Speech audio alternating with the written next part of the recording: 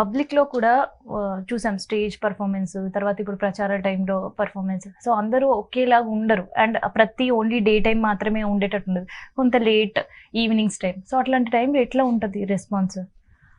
అంటే మామూలుగా morning events ఉంటాయి, నైట్ ఈవెంట్స్ ఉంటుంది. ఒక్కొక్కసారి 3 అవుతుంది, మార్నింగ్ 4 అవుతుంది, ఇంటికి వెళ్ళేసరికి 5-6 o'clock. సెక్యూర్డ్ గా ఫీల్ అవుతారా ఆ టైంలో ఇంటికి రావాలి అని అంటే? సెక్యూర్ గా ఫీల్ అవ్వడానికి ఏం లేదు, ఎందుకంటే ఎవరు ఉండరు. సో మేమే క్యాబ్ బుక్ చేసుకోవాలి. అంటే నేను ఇండివిజువల్ ఈవెంట్లు చేసినప్పుడు సింగిల్ గా ఉంటాను కాబట్టి ఏ నైట్ అయినా సరే క్యాబ్ బుక్ చేసుకొని వెళ్ళినప్పుడు భయంగానే ఉంటది, భయంగానే ఇది చేస్తాను. ఇంకొకటి ఏంటంటే, నాకు కొంతమంది ఫ్రెండ్స్ ఉన్నారు. సో నాకు భయం అయినప్పుడు అది ఏ నైట్ అయినా ఉండనివ్వండి, వాళ్ళు ఫ్యామిలీతో ఉండనివ్వండి, సింగిల్ గా ఉండనివ్వండి, వాళ్ళకి కాల్ చేసి డిస్టర్బ్ చేస్తాను. అంటే నేను ఇలా వెళ్తున్నాను డాడీ, నేను కొద్దిసేపు మీతో మాట్లాడతాను అంటే ఓకే. వాళ్ళు అంటే ఫ్యామిలీ సపోర్ట్ తో పాటు ఫ్రెండ్స్ సపోర్ట్ కూడా చాలా ఉంది నాకు. సో అది కొంచెం సెక్యూర్ గానే ఉంటది. అండ్ ఇన్సెక్యూర్ గా కూడా ఫీల్ అయిన సందర్భాలు ఉన్నాయి, సెక్యూర్ గా ఫీల్ అయిన సందర్భాలు కూడా ఉన్నాయి అన్నమాట. సో పర్టికులర్ గా పర్ఫార్మెన్స్ చేస్తున్న టైంలో ఏదైనా ఇబ్బంది అనిపించింది ఎప్పుడైనా పబ్లిక్ నుంచి? ఏదైనా డిస్టర్బెన్స్? లేదు, పబ్లిక్ నుంచి ఎలాంటి డిస్టర్బెన్స్ రాలేదు, ఎలాంటి ఇబ్బంది కూడా పబ్లిక్ నుంచి రాలేదు. ఇన్ కేస్ ఒకవేళ అలా వస్తే నేను ప్రోగ్రామ్ ఆపేస్తాను, మధ్యలో ఆపేస్తారు, జస్ట్ బ్రేక్ తీసేస్తాను, క్లోజ్ చేసేస్తాను కూడా ఆన్ ద స్పాట్ లోనే. మైక్ లో లైవ్ లాగా నేను అనౌన్స్ కూడా చేస్తాను. అంటే నా ఓన్ ప్రోగ్రామ్స్ లో వేరే వాళ్ళ దగ్గర ఉంటే నేను వాళ్ళకి చెప్తాను, ఇలా ఉంటే నేను చేయను, ఈ ఇబ్బంది ఉంది, మీరు చూసుకుంటారా, నన్ను చూసుకోమంటారా, ఇలా డైరెక్ట్ అడుగుతాను. సో వాళ్ళు చూసుకుంటారు మోస్ట్లీ. అండ్ నా ప్రోగ్రామ్ లో ఇలాంటి డిస్టర్బెన్స్ ఇప్పటివరకు రాలేదు. ఒకసారి 2 times వచ్చింది. సో లైవ్ లో ఆపేసాను, ప్రోగ్రామ్ స్టేజ్ మీదని క్లోజ్ చేసేసాను. ఒక 1.5 hour ఏం నడిచింది, ఆఫ్టర్ దట్ క్లోజ్ చేసేసాను. నవీన్ యాదవ్ సాంగ్ ఇవాళ ఇక్కడ కూర్చునేటట్టు చేసింది అని నేనంట, వాస్తవమేనా? నిజమే, అదృష్టం అనుకోవచ్చు. అంటే ఎట్లా వచ్చింది అసలు ఆ అవకాశం, ఆ అదృష్టం? యాక్చువల్లీ ఫస్ట్ నేను డైరెక్ట్ అప్రోచ్ అయ్యాను. అప్రోచ్ అవుతే ఇక్కడ టీమ్స్ ఆల్రెడీ సెట్ అయిపోయాయని ఇన్ఫర్మేషన్ వచ్చింది. సో లైట్ తీసుకున్నాము. తర్వాత మాకు నామినేషన్ కి బిఫోర్ ఒక 2 days బిఫోర్ ఏపూరు సోమన గారి నుంచి కాల్ వచ్చింది. సో మనకు ఒక బృందం కావాలి, 5 members డాన్సర్లు అండ్ మిగతా 7 members ఇన్స్ట్రుమెంట్స్ సింగర్స్ వాళ్ళు ఉంటారు. సో మనకు ఒక టీం కావాలి అని కాల్ చేయడం జరిగింది. అన్నయ్య శ్రీను అని కాల్ చేశారు, మాట్లాడడం, టీంతో వెళ్ళాం, నామినేషన్ చేసాము అండ్ ప్రోగ్రామ్ చేసాము.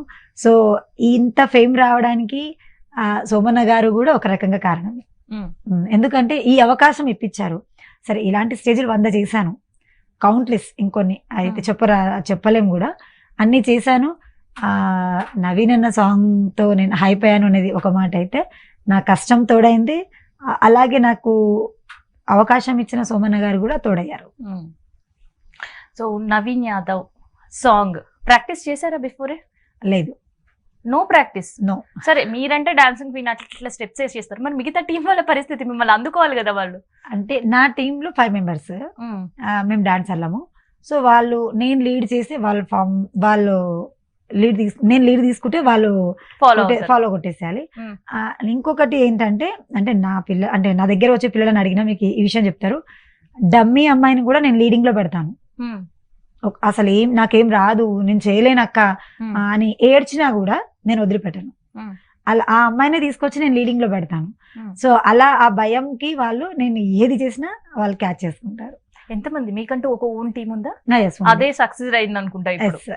ఓన్ టీం ఉంది, ఒక 200+ ఉన్నారు నా టీం వాళ్ళు. నేను ఈ ఎలక్షన్ ప్రోగ్రామ్ తో పాటు ఇంకా marriage events, marriage own troupe కూడా ఒకటి ఉంది. అండ్ ఎలక్షన్ ప్రోగ్రామ్ లో ట్రూప్ ఉంటది, బోనాలు, బతుకమ్మ, వినాయక చవితి, తర్వాత కొన్ని రోడ్ షోస్ ఇప్పుడు ఈ మధ్య ఫేమ్ అయ్యాయి. సో అన్ని ట్రూప్స్ నా దగ్గర ఉన్నాయి. ఓకే. సో దీనికి అసలు ప్రాక్టీస్ ఏం లేదు, డైరెక్ట్ పర్ఫార్మెన్సే అన్నారు. మరి ఎందుకు గతంలో చూసినప్పుడు కూడా కాంగ్రెస్ సంబంధించిన లీడర్స్ సంబంధించిన సాంగ్స్ పైన ఎక్కువ చేశారు? అంటే ఒక డాన్సర్ గా డాన్స్ అంటే ఇష్టం, కాకపోతే ఓన్లీ ఒక పార్టీకి సంబంధించిన సాంగ్స్ పర్ఫామ్ చేయాలంటే కూడా దానిపైన మనకి ఎక్కడో ఒక కనెక్షన్ ఉండాలి, లేదంటే దానిపైన అభిమానం అనేవి ఉండాలి పార్టీకి సంబంధించి. సో అట్లాంటిది ఏమైనా ఉందా? ఉంది, కనెక్షన్ ఉంది అండ్ అభిమానం కూడా ఉంది. అంటే ఒకానొక టైంలో అమ్మ నాన్న చనిపోయినప్పుడు తాతయ్య అమ్మమ్మ మమ్మల్ని ఆదుకున్నారు. ఆ టైంలో అప్పుడు ఎవరు హెల్ప్ చేయలేదు. అంటే అందరూ ఉండి అనాథలు అంటారు చూడండి, ఆ టైప్ లో అయిపోయాము. Hmm. ఆ తాతయ్య భుజాన ఆ కొడుకు పిల్లలు 4 అయితే కూతురుకి పుట్టిన పిల్లలు 5 మంది. సో మేము 9 మంది అమ్మాయిలం అండ్ అబ్బాయిలు. మా 9 మందికి ఆ టైంలో మాకు హెల్ప్ చేశారు కిషన్ రెడ్డి రుక్మారెడ్డి తాతయ్య గారని కొలకలపల్లిలో ఉంటారు వాళ్ళు. సో వాళ్ళు మాకు బాగా హెల్ప్ చేశారు. స్టిల్ ఇప్పటికీ మాకు సపోర్ట్ గా ఉంటారు. ఏదన్నా కావాలి మాకు ఇది హెల్ప్ చేయండి అంటే కూడా చేస్తారు. సో ఇప్పటికి సో ఆ ఇష్టం కొంచెం ఎక్కువ. అంటే అందరూ ఉన్నారు. వాళ్ళు కాంగ్రెస్ పార్టీకి ఎట్లా కనెక్టెడ్? వాళ్ళు కాంగ్రెస్ పార్టీ. రుక్మారెడ్డి అని చెప్పేసి చాలా ఫేమ్ లీడరు. మన అమన్గల్ దగ్గర కానివ్వండి, తర్వాత కొలకలపల్లి కానివ్వండి, ఆ ఏరియాలలో చూసుకుంటే వాళ్ళకి చాలా మంచి పేరు ఉంది.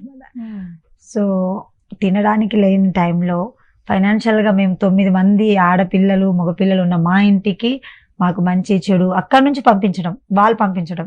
అంటే మేము ఒక బంజారా నాయక్స్, వాళ్ళు రెడ్డిస్, వీళ్ళని మనమేంది చూడాలి అని ఆలోచించకుండా వాళ్ళు మాకు బాగా హెల్ప్ చేశారు. అండ్ స్టిల్ ఇప్పటికీ మా గురించి ఆలోచిస్తారు. సో అక్కడ కనెక్ట్ అయ్యింది. అక్కడ ఓన్లీ పర్ఫార్మెన్స్ కాదు, ప్రాణం పెట్టి ఇన్ డెప్త్ గా మీరు చేసిన పర్ఫార్మెన్స్ అది. ఇంకొకటి ఏంటంటే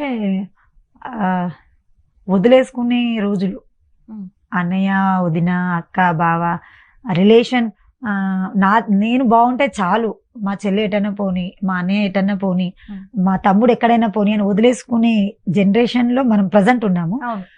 ఫ్యామిలీస్ వచ్చిన తర్వాత అదే ఫ్యూచర్ లో కూడా అలా చాలా ఉన్నాయి. ఆ టైంలో కూడా మాకు అత్తమ్మ, మేనమామ, అమ్మమ్మ, తాతయ్యతో పాటు వీళ్ళు కూడా అదే విధంగా అన్న వదిన అక్క బావ బాగా ప్రొటెక్ట్ చేశారు. సో వాళ్ళు కూడా కాంగ్రెసే. నేను కూడా కొంచెం ఎక్కువ ఇంట్రెస్ట్ చూపిస్తాను.